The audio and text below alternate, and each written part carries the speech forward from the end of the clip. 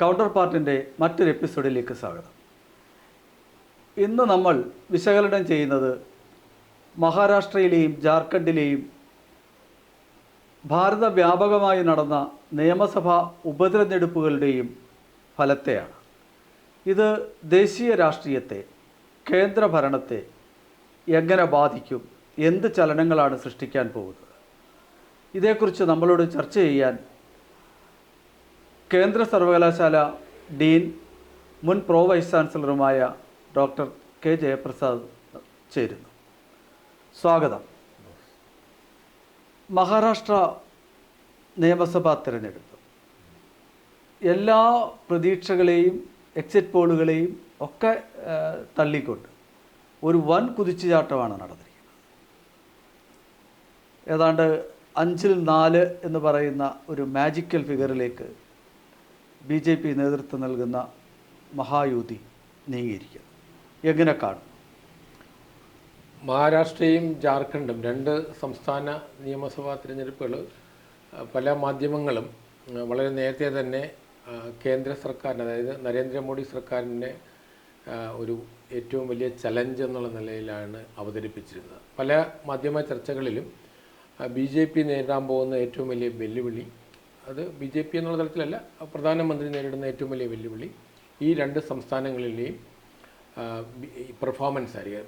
അതിൽ മഹാരാഷ്ട്ര സ്വാഭാവികമായിട്ട് നമ്മുടെ പൊതുബോധത്തിൽ 6 മാസത്തിന് മുമ്പ് നടന്ന പാർലമെൻറ്റ് തിരഞ്ഞെടുപ്പിൽ 48-ൽ 31 സീറ്റുകൾ നേടി കോൺഗ്രസ് സഖ്യം സ്വാഭാവികമായിട്ടും ഒരു പൊതു മനസ്സിൽ ആ തരത്തിൽ വൻ വിജയം നേടി നിയമസഭയിൽ അധികാരത്തിൽ വരും എന്നുള്ള ധാരണ സൃഷ്ടിച്ചിരുന്നു. അപ്പം സമാന്തരമായിട്ട് ജാർഖണ്ഡിൽ ഷിബു സോറൻ്റെ അറസ്റ്റും ജയിൽവാസവും കഴിഞ്ഞ് അദ്ദേഹം തിരിച്ചു വരുന്ന മുഖ്യമന്ത്രിയാവുന്നു. ചില ഗവൺമെൻറ് ചില ഫ്രീ വീസും ഒക്കെ കൊടുത്ത് കുറച്ചൊരു ജനകീയ പരിപാടികൾ അവിടെ നടത്തിയിരുന്നു. അപ്പോൾ അവിടെയും NDAക്ക് ബദലായിട്ടുള്ള കോൺഗ്രസിൻ്റെ പിന്തുണയുള്ള, അതായത് ഇന്ത്യ സഖ്യം തന്നെ ആയിരിക്കും വരിക എന്നുള്ള ധാരണയാണ് സൃഷ്ടിച്ചിരുന്നത്. അപ്പോൾ ഇതായിരുന്നു നമ്മുടെ പൊതുവെ ഉണ്ടായിരുന്നൊരു അത് ലോക്സഭാ തിരഞ്ഞെടുപ്പിൻ്റെ ഒരു കണ്ടിന്യൂവേഷൻ എന്നുള്ള തരത്തിലാണ്. കാരണം ലോക്സഭാ തിരഞ്ഞെടുപ്പിൽ ജാർഖണ്ഡിൽ 14-ൽ 9 സീറ്റുകളിൽ മാത്രമാണ് BJPക്ക് ലഭിച്ചിരുന്നത്. അപ്പോൾ അതിനു മുമ്പുള്ള തിരഞ്ഞെടുപ്പിൽ BJPക്ക് ശക്തമായ സ്വാധീനമുള്ളൊരു മേഖലയാണ്. BJPക്ക് ഇന്നും ശക്തമായ സ്വാധീനമുണ്ട്. പക്ഷേ അതിൽ നിന്ന് വ്യത്യസ്തമായിട്ട് നമ്മൾ ഗ്രൗണ്ട് റിയാലിറ്റിയിലേക്ക് പോകുമ്പോഴത്തേക്ക്, ഞാൻ ഇങ്ങനെയുള്ള ചർച്ചകൾ നടക്കുമ്പോഴും ഈ മഹാരാഷ്ട്രയിലെ കൂടുതൽ ഫോക്കസ് ചെയ്യുമ്പോഴും മഹാരാഷ്ട്രയിലെ പാർലമെൻറ്റ് തിരഞ്ഞെടുപ്പിനെ നോക്കിക്കാണുന്നത് പോലെയുള്ള ജനങ്ങൾ നിയമസഭാ തിരഞ്ഞെടുപ്പിനെ നോക്കിക്കാണുന്നത്. അത് മഹാരാഷ്ട്രയിൽ മാത്രമല്ല, മറ്റു പല സംസ്ഥാനങ്ങളും, ഉദാഹരണത്തിന് നമുക്ക് 2 എക്സാമ്പിൾസ് ഉള്ളതാണ്. രാജസ്ഥാനിലും മധ്യപ്രദേശിലും ഛത്തീസ്ഗഡിലും കർണാടകത്തിലുമൊക്കെ നിയമസഭയിൽ വോട്ട് ചെയ്ത അതേ വോട്ടർമാർ ഡൽഹിയിലും ഉടൻ തന്നെ അവർ ലോക്സഭയിൽ വരുമ്പോഴത്തേക്കും മാറി ചിന്തിക്കുന്നതും ഒരു കേന്ദ്ര സർക്കാരിൽ അവരുടെ, അതായത് യഥാർത്ഥ ജനാധിപത്യത്തിൻ്റെ ശക്തി വിളിച്ചോതുന്നതാണ് ഇന്ത്യൻ വോട്ടർമാരുടെ പ്രതികരണം. അപ്പം മഹാരാഷ്ട്രയിൽ BJPക്ക് അനുകൂലമായ ഗ്രൗണ്ട് റിയാലിറ്റി നമ്മൾ പരിശോധിച്ചാൽ BJPക്ക് അനുകൂലമായ സാഹചര്യമാണ് ഉണ്ടായത്. പക്ഷേ ഈ തരത്തിലുള്ള ഒരു മിന്നുന്ന വിജയം ഞാൻ പ്രതീക്ഷിച്ചിരുന്നില്ല. വിജയം പ്രതീക്ഷിച്ചിരുന്നു. ഒരു എക്സിറ്റ് പോൾ സർവേയിലും BJP മുന്നണി 200 കടക്കുമെന്ന് പറഞ്ഞിരുന്നില്ല. ഇല്ല, മാത്രമല്ല ഇത്തരം ഒരു വിജയം ആരും പ്രതീക്ഷിച്ചിരുന്നുമില്ല.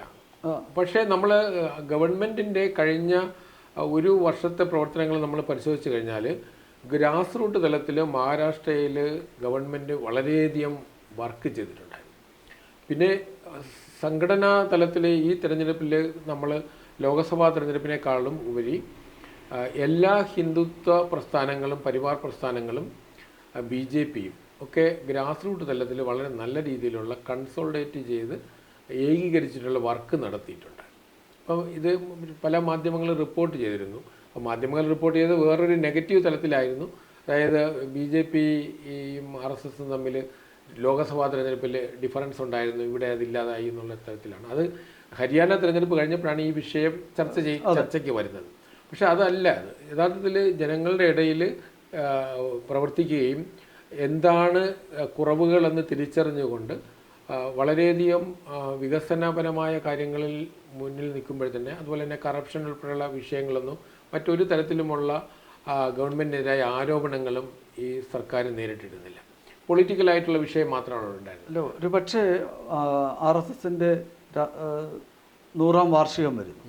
അപ്പോൾ മറ്റേ RSSൻ്റെ ആസ്ഥാനമായ അല്ലെങ്കിൽ സംഘം തുടങ്ങിയ മോഹിദേവാഡ ഉൾപ്പെടുന്ന മഹാരാഷ്ട്ര, അപ്പോൾ സംഘത്തിനു കൂടി സ്വാധീനമുള്ള ഒരു അല്ലെങ്കിൽ പരിവാർ പ്രസ്ഥാനമായ BJP തന്നെ ഭരിക്കണം എന്നുള്ള ഒരു ചിന്ത ഒരു പക്ഷേ സംഘത്തിൻ്റെ സ്വയംസേവകർക്കുണ്ടായിട്ടുണ്ടാവും. തീർച്ചയായിട്ടും അതുണ്ടാകുമായിരിക്കും. പക്ഷേ ഞാൻ അതിനേക്കാളുപരി ഗവൺമെൻറ്റിൻ്റെ നേട്ടവും നമ്മൾ എടുത്ത് പറയണം. കാരണം വെറും ഒരു ഈ സംഘപ്രസ്ഥാനങ്ങൾക്ക് പുറത്തു നിന്നിട്ടുള്ള ആളുകളുടെ ഇടയിൽ അവർ ഗവൺമെൻറ്റിനെ വിലയിരുത്തുന്നത് എന്ത് ജനക്ഷേമകരമായ പ്രവർത്തനങ്ങൾ നടത്തുന്നു. അതിൽ നമ്മുടെ ഇന്ത്യയിലെ വോട്ടർമാർ പല ക്ലാസ്സിൽ, പല സെറ്റ്, പല ജാതി വിഭാഗങ്ങളാണ്. മഹാരാഷ്ട്രയെ സംബന്ധിച്ചിടത്തോളം ഏതാണ്ട് 6 പ്രവിശ്യകളായിട്ട് വേണമെങ്കിൽ മഹാരാഷ്ട്രയെ നമുക്ക് വിഭജിക്കാം. അതുപോലെ തന്നെ അവരുടെ വോട്ടിംഗ് ബിഹേവിയറും ഇപ്പോൾ കൊങ്കണും ബോംബെയിലും വിദർഭയിലും മറാഠവാഡയിലും ഒക്കെ തന്നെ, സൗരാഷ്ട്ര ഈ റീജിയനിലൊക്കെ തന്നെ വോട്ടിംഗ് ബിഹേവിയറിലും ജാതി സമവാക്യങ്ങളിലും അതുപോലെ തന്നെയാണ് ന്യൂനപക്ഷ ദളിത് വോട്ടിൻ്റെ കേന്ദ്രീകരണത്തിലുമൊക്കെ വ്യത്യസ്തമായ തലത്തിലായിരിക്കും അവർ വോട്ട് ചെയ്യുക. അപ്പോൾ നമ്മൾ കേരളം പോലെ ഒരു സംസ്ഥാനത്തെ വോട്ടർമാരെ എടുക്കുന്നത് പോലെ നമുക്ക് മഹാരാഷ്ട്ര എടുക്കാൻ കഴിയില്ല. പക്ഷേ ഇത് തിരിച്ചറിഞ്ഞുകൊണ്ടുള്ള പ്രവർത്തനം അവിടെ BJP ശിവസേന സർക്കാർ എടുത്തിരുന്നു. മറ്റൊന്ന്, ഇവിടെ നമ്മൾ ഈ തിരഞ്ഞെടുപ്പിലെ ഏറ്റവും വലിയ മെസ്സേജ്, ഇന്ത്യൻ രാഷ്ട്രീയത്തിൽ നിന്ന് 2 മഹാരാഷ്ട്രയുടെ കഴിഞ്ഞ 4 പതിറ്റാണ്ട് മഹാരാഷ്ട്ര രാഷ്ട്രീയത്തെ നിയന്ത്രിച്ചിരുന്ന 2 കുടുംബങ്ങൾ, ഒന്ന് പവാർ കുടുംബവും മറ്റൊന്ന് താക്കറെയുടെ കുടുംബവും. ഈ 2 കുടുംബവും രാഷ്ട്രീയ മണ്ഡലത്തിൽ ഏറ്റവും ദുർബലമായിട്ട് ഒരു അപ്രസക്തമാണ്. പവാറിനെ സംബന്ധിച്ചിടത്തോളം ഇനി ഒരു രാഷ്ട്രീയമായ ഒരു പുനർജന്മം അദ്ദേഹത്തിനുണ്ടാവില്ല. കാരണം അദ്ദേഹത്തിൻ്റെ ഏജും ആ തരത്തിലാണ്.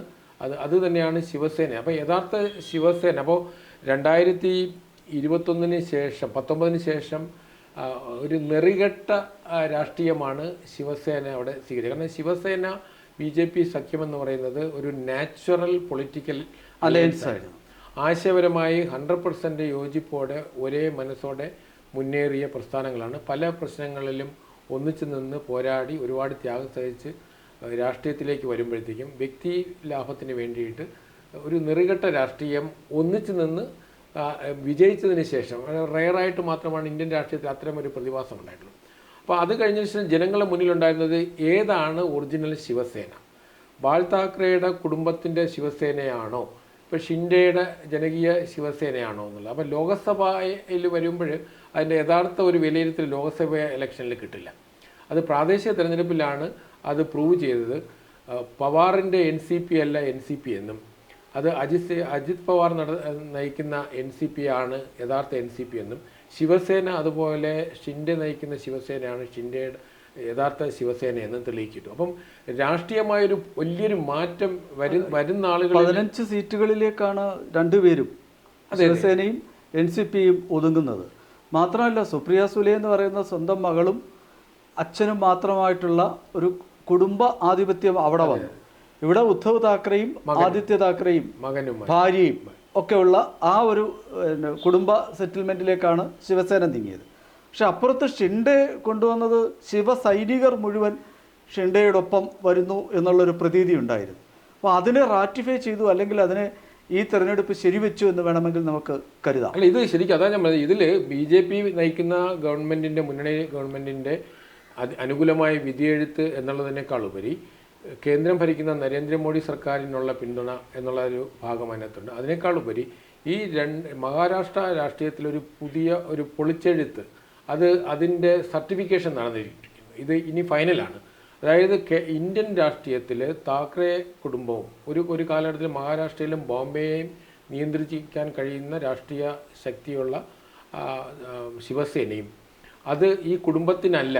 പക്ഷേ ശിവസേനയുടെ ആശയപരമായ ശിവസേന, അതായത് ജനങ്ങൾ വിശ്വസിച്ച ശിവസേന ഷിൻഡെ നയിക്കുന്നതാണെന്ന് പ്രൂവ് ചെയ്തുകൊണ്ട് അതൊരു മെസ്സേജ്. അതായത് ഞാൻ പറഞ്ഞത്, ശരിക്കും പറഞ്ഞാൽ നെഹ്റു കുടുംബത്തിൻ്റെ തണലിലാണ് ഈ 2 കുടുംബങ്ങളും കഴിഞ്ഞ ഏതാണ്ട് 5 വർഷമായിട്ട് രാഷ്ട്രീയത്തിൽ. ഇപ്പം ശിവസേനയും കൂടെ അതിലോട്ട് ചേർന്നിട്ട് ആ കുടുംബ രാഷ്ട്രീയത്തെ ശാക്തീകരിക്കുന്നതിൽ അപ്പം ആൾറെഡി ദുർബലമായ നെഹ്റു കുടുംബത്തോടൊപ്പം ഇതും അതായത് ചരിത്രത്തിലേക്ക് മാറുകയാണ്. അപ്പം എൻ്റെ ഒരു കാഴ്ചപ്പാട്, ഈ തിരഞ്ഞെടുപ്പ് ഇതിലെ വിധിയെഴുത്തെന്ന് പറയുന്നത് ഗവൺമെൻറ് രൂപീകരണത്തിനുള്ള വിധിയെഴുത്തിനേക്കാൾ ഉപരി ഇനി മഹാരാഷ്ട്ര രാഷ്ട്രീയത്തിൽ ശരത് പവാറിൻ്റെ സാന്നിധ്യം ആവശ്യമില്ല, താക്കറെ കുടുംബത്തിന്റെ ആധിപത്യം ആവശ്യമില്ല എന്നും കൂടെയുള്ള ഒരു വിധിയെഴുത്താണ് ഈ തെരഞ്ഞെടുപ്പിൽ. ഇവര് അപ്രസക്തമാണെന്ന് പറഞ്ഞ അജിത് പവാറും നമ്മുടെ ഷിൻഡെയുടെ ശിവസേനയും BJP നേടിയതുപോലെയുള്ള ഒരു മിന്നുന്ന വിജയം കാഴ്ചവെക്കാൻ കഴിയും. അപ്പോൾ അവരുടെ രണ്ടുപേരുടെയും രാഷ്ട്രീയ പ്രസക്തി കൂടിയത് BJPയുടെ പിന്തുണയല്ലേ? തീർച്ചയായിട്ടും. അതാണ് ഞാൻ സൂചിപ്പിച്ചത്.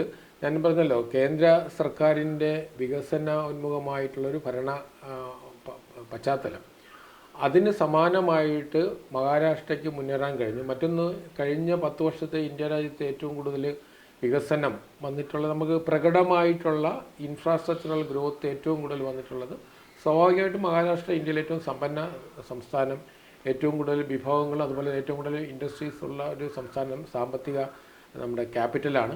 അപ്പോൾ അവിടെ അതിൻ്റെ സ്വാധീനമുണ്ടാവും. അത് തീർച്ചയായിട്ടും ഗവൺമെൻറ്റിൻ്റെ ഒരു വലിയൊരു ശതമാനം ആളുകളെ അത് സ്വാധീനിച്ചിട്ടുണ്ട്. സമാന്തരമായിട്ട് മഹാരാഷ്ട്രയുടെ തിരഞ്ഞെടുപ്പ് വരുമ്പോഴത്തേക്കും അവിടെ ജാതി മത സമവാക്യങ്ങൾ, ഒരു ഭാഗത്ത് ദളിത് മുസ്ലിം കൺസോൾട്ടേഷനാണ് കോൺഗ്രസ് NCP ഈ പാർട്ടികൾ എല്ലാ കാലഘട്ടത്തിലും അവരെ അടിത്തറയായിട്ട് കരുതുന്നത്. അതിൽ ഈ തിരഞ്ഞെടുപ്പിൽ കാര്യമായ വിള്ളൽ വീണിട്ടുണ്ട്.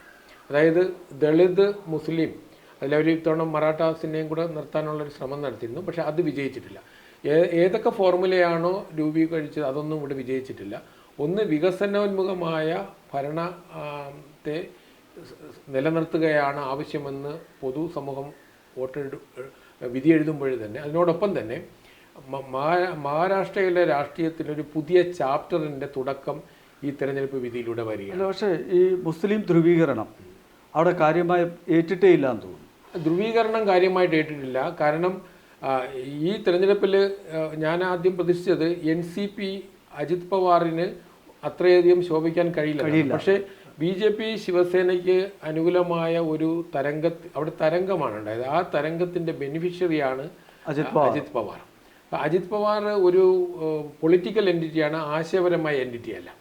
അതേസമയം ശിവസേനയ്ക്കും BJPക്കും ഉണ്ടാകുന്ന ഒരു ആശയപരമായ ഒരു അടിത്തറയുണ്ട്. അജിത് പവാറിന് ആശയപരമായ അടിത്തറയില്ല, പക്ഷേ പൊളിറ്റിക്കലായിട്ടുള്ളൊരു അടിത്തറ, അത് NCPയുടെ അടിത്തറയാണ്. അപ്പോൾ അത് പവാറിനുള്ള മറുപടിയാണ്. അപ്പോൾ മഹാരാഷ്ട്ര രാഷ്ട്രീയത്തെ നമ്മൾ 1980 ശേഷമുള്ള മഹാരാഷ്ട്ര പൊളിറ്റിക്സിൽ ശരത് പവാറിനെ മാറ്റി നിർത്തി നിങ്ങൾക്ക് മഹാരാഷ്ട്ര പൊളിറ്റിക്സിനെ ചർച്ച ചെയ്യാൻ കഴിയില്ല. കഴിഞ്ഞ തവണയും ഈ കിങ് മേക്കറാണ്. അതെ, കഴിഞ്ഞ തവണയും ഈ ശിവസേനയെ അടർത്തിയെടുത്ത് BJPയെ ഭരണത്തിൽ നിന്ന് മാറ്റി നിർത്താൻ മുൻകൈ എടുത്തത് ശരത് പവാറാണ്. കാര്യം കോൺഗ്രസിന് വിശ്വാസ്യത ഉണ്ടായിരുന്നില്ല. പവാർ ഇടപെട്ടപ്പോഴാണ് കോൺഗ്രസിന് നേതൃത്വം ഉണ്ടായിരുന്നില്ല. കാരണം അതാണ് മഹാരാഷ്ട്രയിൽ കോൺഗ്രസിനെ സംബന്ധിച്ചിടത്തോളം കോൺഗ്രസിന് ഇപ്പോഴും നേതാക്കളില്ല. ഇപ്പം അപ്പോൾ ആ തരത്തിൽ കോൺഗ്രസിൻ്റെ അവസ്ഥ വളരെ ദയനീയമാണ്. പക്ഷേ അവിടുത്തെ നേതൃത്വം എന്ന് പറയുന്നത് കഴിഞ്ഞ തവണ നടന്ന എല്ലാ രാഷ്ട്രീയ നാടകങ്ങളുടെയും സംവിധാനം എന്ന് പറയുന്നത് ശരത് പവാറാണ്. കാരണം ശരത് പവാറിനെ നയിക്കുന്ന ഒരു രാഷ്ട്രീയ തലം അത്രയധികം ശക്തമാണ്. അത് നമ്മൾ നമ്മുടെ മഹാരാഷ്ട്ര പൊളിറ്റിക്സ് ഇവാലുവേറ്റ് ചെയ്യുന്നവരൊക്കെ ശരത് പവാറിന് വളരെ ഉയർന്ന ഒരു റോൾ, അത് കേവലം വോട്ട് ബാങ്കിൻ്റെ അടിസ്ഥാനത്തിലല്ല, അദ്ദേഹത്തിൻ്റെ ഇമേജ്. പക്ഷെ ഈ ഇന്ത്യൻ രാഷ്ട്രീയത്തിൽ, അതായത് മഹാരാഷ്ട്ര രാഷ്ട്രീയത്തിൽ നിന്ന് ശരത് പവാർ എന്നുള്ള വ്യക്തിത്വം ഈ തിരഞ്ഞെടുപ്പോടെ ഒഴിവാകുകയാണ് ഒരർത്ഥത്തിൽ. പക്ഷേ ഇത്തവണ ഇപ്പോൾ ഈ ബിറ്റ്കോയിൻ ഇടപാട് സുപ്രിയ സുലെക്കെതിരെ ഗൗരവമായ ആരോപണം വന്നിരുന്നു. അപ്പോൾ നേരത്തെ ഈ മണ്ഡി ഇടപാടുകളിൽ സുപ്രിയ സുലെയുടെയും പവാറിൻ്റെയും പങ്ക്, അതും ആരോപണം വന്നിരുന്നു. അപ്പോൾ ഈ 84-ാം വയസ്സിലും ശരത് പവാർ എന്ന് പറയുന്ന രാഷ്ട്രീയ നേതാവ് അഴിമതി രാഷ്ട്രീയത്തിൻ്റെ വക്താവാണ് എന്ന കാര്യം കൂടി തെളിയിക്കപ്പെട്ടില്ലേ? അല്ല, അത് തമിഴ്നാട്ടിലെ DMKയ്ക്ക് സമാനമായിട്ടുള്ള, കരുണാനിധിക്ക് തുല്യമായിട്ടുള്ളൊരു റോളാണ് ശരത് പവാർ അവിടെ നടത്തിക്കൊണ്ടിരുന്നത്. അപ്പോൾ അവിടെ പൂട്ടുവീഴുകയാണ്. ഇതുവരെ അദ്ദേഹം നയിച്ചിരുന്നത്, അതാണ് ഞാൻ സൂചിപ്പിച്ചത്, 1980 മുതൽ ശരത് പവാർ എന്ന് പറയുന്ന ഒരു വലിയ ഒരു രാഷ്ട്രീയ ഫേസ് ഉണ്ട് അവിടെ. അത് ഈ തിരഞ്ഞെടുപ്പിൽ ജനങ്ങൾ വിധി എഴുതി ഇനി പെൻഷന് സമയമായി എന്നുള്ളത്. അതുപോലെ തന്നെയാണ് ഈ തിരഞ്ഞെടുപ്പിലൂടെ BJP ഗവൺമെൻറ്റിന് വർദ്ധിച്ച ഭൂരിപക്ഷത്തോടെ ജനപിന്തുണ കൊടുക്കുന്നു അടുത്ത 5 വർഷത്തേക്ക്. സമാന്തരമായിട്ട് യഥാർത്ഥ NCP BJPയുടെ കൂടെ നിൽക്കുന്ന NCP ആണെന്നും ശിവസേന, ആശയപരമായ ശിവസേന എന്ന് പറയുന്നത് ഷിൻഡെയുടെ ഷിൻഡെയുടെ ആണെന്നും കൂടെയുള്ള, അതായത് 3 വിധിയെഴുത്ത് ഈ ഇതിൽ നമുക്ക് ഒന്നിച്ച് വായിക്കാം. നമ്മൾ പൊളിറ്റിക്കലായിട്ട്, അതായത് ഗവൺമെൻറ്റിന് ഒരു സുസ്ഥിരമായ ഭരണം 5 വർഷത്തെ കൂടെ കൊടുക്കുക മാത്രമല്ല, മഹാരാഷ്ട്രയുടെ രാഷ്ട്രീയത്തെ കാര്യമായി സ്വാധീനിക്കുന്ന തരത്തിലേക്കുള്ള ഒരു ജനവിധി കൂടെയാണ് ഇത് നൽകിയത്. വളരെ ക്ലിയർ മെസ്സേജാണ്. മാത്രമല്ല കോൺഗ്രസിന് മഹാരാഷ്ട്ര രാഷ്ട്രീയത്തിൻ്റെ ചരിത്രത്തിൽ കോൺഗ്രസ് ഏറ്റവും ദയനീയമായ ഒരു അവസ്ഥയിലേക്ക്, അതായത് ഒരു 2 അക്കത്തിലേക്ക് എത്തിയെന്ന് മാത്രമേ പറയാൻ കഴിയുള്ളൂ. ആ തരത്തിലേക്ക് കോൺഗ്രസിൻ്റെ ഏറ്റവും ശക്തമായ ഒരു സ്ഥലം തകർന്നടിഞ്ഞു. കോൺഗ്രസ് ജന്മം കൊണ്ട സ്ഥലം.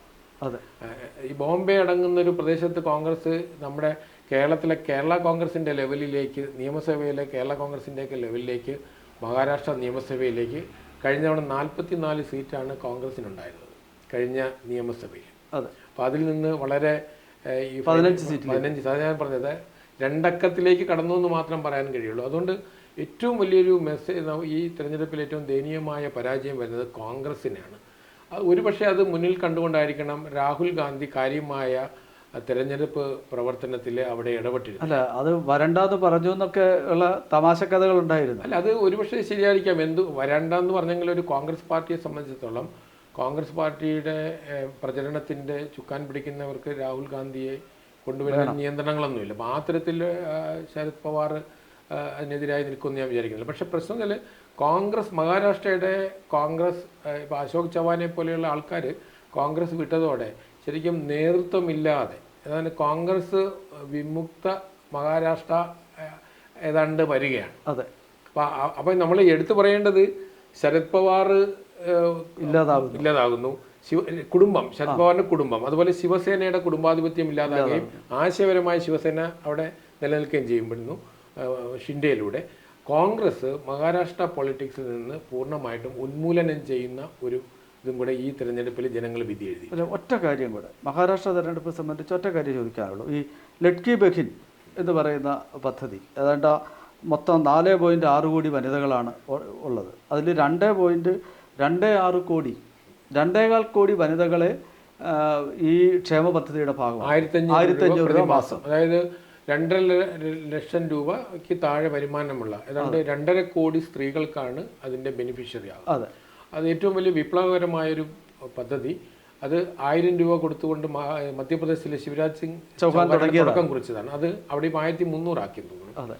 അപ്പോൾ ഇവിടെ അതുകൊണ്ട് അത് വളരെയധികം ഏറ്റവും കൂടുതൽ ഞാൻ എൻ്റെ ഒരു ഇതിൽ അനാലിസിസിൽ ഏറ്റവും കൂടുതൽ അടിസ്ഥാന ജനവിഭാഗങ്ങളെ സ്വാധീനിച്ചത് ശരി സ്ത്രീ സമൂഹത്തിൽ മഹാരാഷ്ട്രയിൽ നിങ്ങൾ എടുത്തു കഴിഞ്ഞാൽ അറിയാം, ഈ തിരഞ്ഞെടുപ്പിലെ പോളിംഗ് ശതമാനം ഉയരുകയാണ് ഉണ്ടായത്. അതെ, അപ്പോൾ സാധാരണ വർഷത്തിനിടെ ഏറ്റവും കൂടിയ ഇപ്പം കേരളം പോലെയുള്ളൊരു സംസ്ഥാനത്ത് സമ്പൂർണ്ണ സാക്ഷരത വന്ന ഹൈലി പൊളിറ്റിസൈസ് ചെയ്ത സംസ്ഥാനത്ത് വോട്ടിംഗ് ശതമാനം താഴോട്ട് പോകുമ്പോൾ മഹാരാഷ്ട്രയിൽ വോട്ട് ശതമാനം കൂടി. അതിൻ്റെ ഒരു പ്രധാന കാരണം ഈ സ്ത്രീ സുരക്ഷാ പദ്ധതി തന്നെയാണ്. അപ്പോൾ അതിൽ അമ്മമാർക്ക് 65 വയസ്സിനും 21 വയസ്സിനും താഴെയുള്ള ഇടയ്ക്കുള്ള സ്ത്രീകൾക്ക് അത് നമുക്ക് ഏറ്റവും കൂടുതൽ ഇമ്പാക്റ്റ് ഉണ്ടാകുന്ന റൂറൽ മഹാരാഷ്ട്ര, വിശേഷിച്ച് നമ്മൾ മഹാരാഷ്ട്രയിലെ ഏറ്റവും കൂടുതൽ സാധാരണക്കാർ വരുന്നത് ഇപ്പോൾ മറാഠ റീജിയനിലും അതുപോലെ വിദർഭ വളരെ പിന്നോക്കം നിൽക്കുന്ന പ്രകൃതിപരമായിട്ടും വ്യത്യസ്തങ്ങളുള്ള ശരിക്കും കാർഷികമായിട്ടുള്ള ജീവിത രീതിയുള്ള സാധാരണക്കാരുടെ ഇടയിൽ ഇത് വളരെയധികം സ്വാധീനിച്ചിട്ടുണ്ട്. ഈ മേഖലയിലാണ് NCPക്കും കോൺഗ്രസിൻ്റെ സ്വാധീനമുള്ളത്. ഇപ്പം ഉദാഹരണത്തിന് വിദർഭ, കോൺഗ്രസിന് മറാഠവാഡ റീജിയനിലും വിദർഭയിലുമാണ് കോൺഗ്രസ്. അതെ, നാനാ പട്ടോളെ അവിടെ വളരെ അത്ഭുതം സൃഷ്ടിക്കുമെന്നൊക്കെയാണ് നേരത്തെ പറഞ്ഞത്. കോൺഗ്രസ് കാരണം ഈ ദളിത് അവിടെ ജാതി വെച്ചിട്ടാണ് കോൺഗ്രസ് എല്ലാ കാലത്തും നിലനിന്നത്. അപ്പോൾ അതിൽ ദളിത് മുസ്ലിം ഒരു ഐക്യം കൂടെ ഉണ്ടാകാറുണ്ട്. പക്ഷേ ആ മേഖലകളിൽ ഇപ്പോൾ ഈ തെരഞ്ഞെടുപ്പിൻ്റെ നമ്മൾ കണക്കുകൾ ഇനി വരാനിരിക്കുന്നതേ ഉള്ളൂ. ഈ പിന്നോക്കമായ മേഖലയിൽ റൂറലായിട്ടുള്ള വിശേഷിച്ചും വിദർഭ മേഖലയിലും മറാഠവാഡ റീജിയനിലും സാധാരണക്കാരായിട്ടുള്ള സ്ത്രീകളെയും വളരെയധികം ഇത് സ്വാധീനിച്ചിട്ടുണ്ട്. ഈ തെരഞ്ഞെടുപ്പിലെ പോളിംഗ് ശതമാനത്തിൻ്റെ വർധനവ് അത് നമ്മളിപ്പോൾ മണ്ഡലാടിസ്ഥാനത്തിൽ എടുക്കുമ്പോഴത്തേക്കും വളരെ ഉയർന്ന പോളിംഗ് വന്നിട്ടുള്ള മണ്ഡലങ്ങളുണ്ട്. അതിനൊരു പ്രധാന കാരണം സ്ത്രീ സുരക്ഷയുമായിട്ട് വന്നിട്ടുള്ള സ്ത്രീ ശാക്തീകരണത്തിൻ്റെതായ ഇനിഷ്യേറ്റീവാണ്. അത് നമ്മൾ ഗ്രാസ് റൂട്ട് ലെവലിൽ അതിൻ്റെ ഇമ്പാക്റ്റ് ഒരുപക്ഷെ മറ്റ് സംസ്ഥാനങ്ങളിൽ ഉള്ള സർക്കാരുകൾ നാളെ ഇത് പാഠമാക്കുമായിരിക്കാം. പക്ഷേ ഇത് മഹാരാഷ്ട്രയിൽ അങ്ങനെയല്ല, ജെന്യുവിനായിട്ട് നമ്മൾ അതിൽ ഗവൺമെൻറ് ഇങ്ങനെ വെറുതെ ഫ്രീബീസ് കൊടുക്കുകയല്ല. അതിൽ ചില കണ്ടീഷൻസ് വെച്ചിട്ടുണ്ട്. അർഹിക്കുന്ന കരങ്ങളിലാണ് ഈ ധനസഹായം എത്തുന്നത്. അതിനാവശ്യമായിട്ടുള്ള സർക്കാർ നടപടികളും ഈ ആൾറെഡി 2.5 കോടിയിലധികം സ്ത്രീകൾ ഇതിൻ്റെ ബെനിഫിഷ്യറി ആയി കഴിഞ്ഞ 6 മാസത്തിനുള്ളിൽ എല്ലാ മാസവും. അപ്പോൾ അതിൻ്റെ റിഫ്ലക്ഷനും ഈ തിരഞ്ഞെടുപ്പ് കാണും. പക്ഷേ അത് മാത്രമല്ല, ഞാൻ നേരത്തെ സൂചിപ്പിച്ചതില്ല, അഴിമതി രഹിതമായ ഒരു ഭരണം, വികസനത്തിന് ഊന്നൽ കൊടുത്തൊരു ഭരണം, സമാന്തരമായിട്ട് സാമൂഹ്യമായ എല്ലാ എഞ്ചിനീയറിംഗ് വളരെ ശക്തമായി നടത്തുകയും പൊളിറ്റിക്കൽ മാനേജ്മെൻറ്റ് നല്ലവണ്ണം നടത്തുകയും അതുപോലെ തന്നെ ഇലക്ഷൻ പ്രവർത്തനങ്ങളെ എല്ലാ ഹിന്ദുത്വ പ്രസ്ഥാനങ്ങളും സംഘപരിവാർ പ്രസ്ഥാനങ്ങളും ഒരേ മനസ്സോടെ നിന്ന് പ്രവർത്തിക്കുകയും ആ തരത്തിലുള്ള ഒരു ശക്തമായ ഒരു പ്രവർത്തനം കൂടെ കാഴ്ചവെച്ചതിൻ്റെ റിസൾട്ടാണ് നമ്മൾ പ്രതീക്ഷിച്ചതിനേക്കാളും വലിയൊരു വിജയം മഹാരാഷ്ട്രയിൽ BJP കൊണ്ടുവരാൻ കഴിഞ്ഞത്. മാത്രമല്ല BJPയെ സംബന്ധിച്ചിടത്തോളം മഹാരാഷ്ട്രയിൽ ഇതുവരെ ശിവസേനയുടെ ഒപ്പമായി ജൂനിയറായി തുടങ്ങി, പിന്നെ ഒപ്പമായി നിന്നു. പക്ഷേ എല്ലാ കാലത്തും മുഖ്യമന്ത്രി ഈ ശിവസേനയെ കൊടുക്കാൻ പലപ്പോഴും സാഹചര്യം വരുന്നു. പക്ഷേ എനിക്ക് ഇനിയുള്ള മഹാരാഷ്ട്ര പൊളിറ്റിക്സിൽ BJPയുടെ മേൽക്കോയ്മ, അപ്രമാദിത്വം, അതാ ഞാൻ അതാണ് ഇതൊരു പുതിയ ചാപ്റ്റർ തുടങ്ങുകയാണ്. അപ്രമാദിത്വം എന്ന് ഞാൻ വേർഡ് ഉപയോഗിക്കുന്നില്ല. BJPയുടെ മേൽക്കോയ്മ ശക്തമായിട്ട് ഈ തെരഞ്ഞെടുപ്പിലൂടെ അതിനാവശ്യമായ ജനവിധി ഈ തെരഞ്ഞെടുപ്പ് ജനങ്ങൾ കൊടുത്തിട്ടുണ്ട്.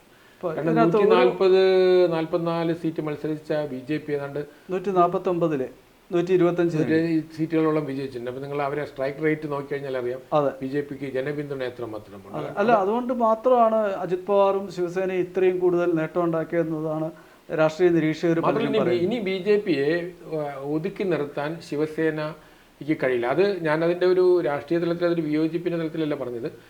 ജനങ്ങൾ ആഗ്രഹിക്കുന്നത് ശക്തമായ BJPയുടെ നേതൃത്വത്തിലുള്ള ഭരണം തന്നെയാണ്. അത് മാത്രമല്ല, ശിവസേനയ്ക്കോ അല്ലെന്നുണ്ട് അജിത് പവാറോ മാറിയാലും അതെ ഭരണം നിലനിൽക്കും, ഒരു പ്രശ്നവും ഇല്ല, BJP മുന്നോട്ട് പോകും എന്നുള്ളൊരു സിറ്റുവേഷൻ കൂടി ഇത്തവണ ഉണ്ടായി. പക്ഷേ ഇതിനകത്ത് ഇത് ജാർഖണ്ഡുമായിട്ട് നമ്മൾ താരതമ്യപ്പെടുത്തുമ്പോൾ ഈ ഷിബു സോറൻ അഴിമതി കേസിൽ ജയിലിലായിട്ട് പോലും അതിനൊരു സിമ്പതി വേവ് അവിടെ ഉണ്ടായി എന്നുള്ളൊരു പ്രതികരണമാണ് നമ്മുടെ പല നിരീക്ഷകരും പറയുന്നത്. എങ്ങനെ കാണുന്നു? ജാർഖണ്ഡിൽ സിമ്പതി വേവ് എന്നുള്ളതിനേക്കാൾ ഉപരി ഈ കഴിഞ്ഞ സർക്കാർ, ഈ ഷിബു സോറൻ്റെ സർക്കാർ തന്നെ ഒരുപാട് ജനക്ഷേമ പരിപാടികൾ അവിടെ നടത്തുന്നുണ്ട്. മറ്റൊന്ന്, നമ്മൾ മഹാരാഷ്ട്രയുമായിട്ട് നമുക്ക് ജാർഖണ്ഡിനെ താരതമ്യം ചെയ്യാൻ കഴിയില്ല. ഒന്ന്, 28 സീറ്റുകൾ ട്രൈബൽസിൻ്റെ STക്ക് തന്നെ സംവരണം ചെയ്യപ്പെട്ടിട്ടുണ്ട്. അവിടുത്തെ രാഷ്ട്രീയത്തിൽ പ്രധാനമായിട്ടും ട്രൈബൽ നോൺ ട്രൈബൽ എന്നുള്ളൊരു വിഭജനം ഉണ്ടാവും.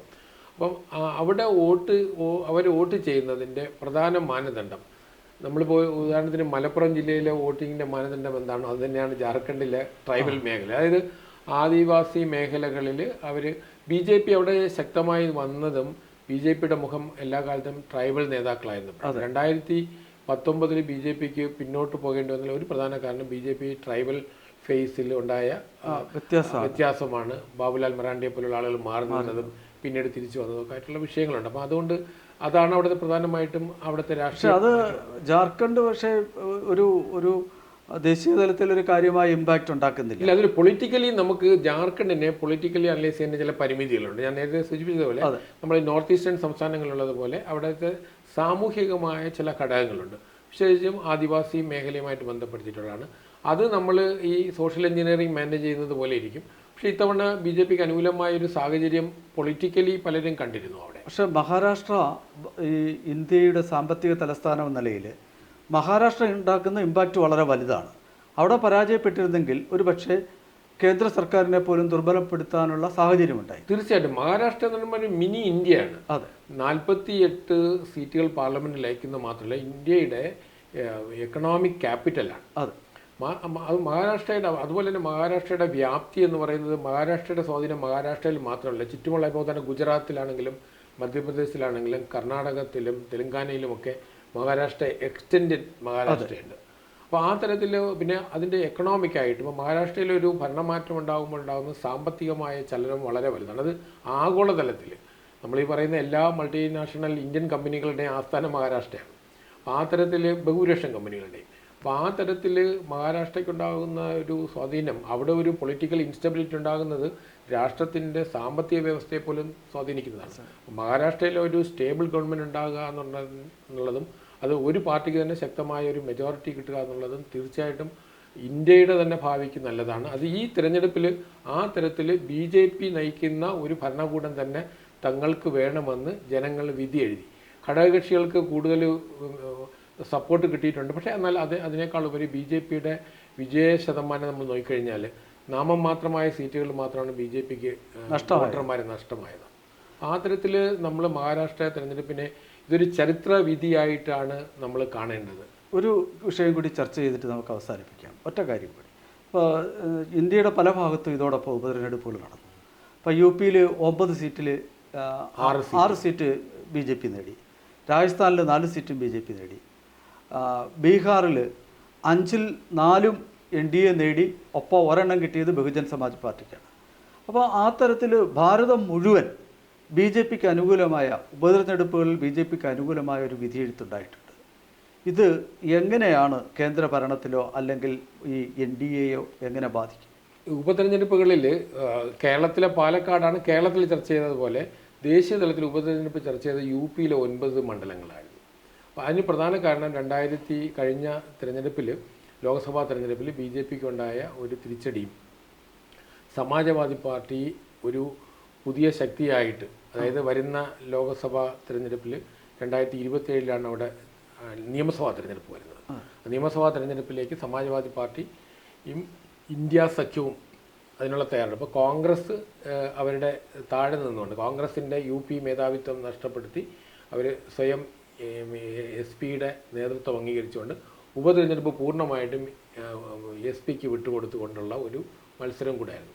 അപ്പോൾ UP തിരഞ്ഞെടുപ്പ് ഒരുപാട് നമ്മൾ എല്ലാവരും ശ്രദ്ധയോടെ അതിൻ്റെ വിധിയെഴുത്ത് നോക്കുകയായിരുന്നു. അപ്പോൾ ആ തരത്തിൽ യോഗിക്കുള്ള ഒരു മറുപടിയായിട്ട് ഇത് കണക്കാക്കപ്പെടുമെന്ന് ഉള്ളൊരു പൊതുവായ ഒരു ഇതുണ്ടായിരുന്നു.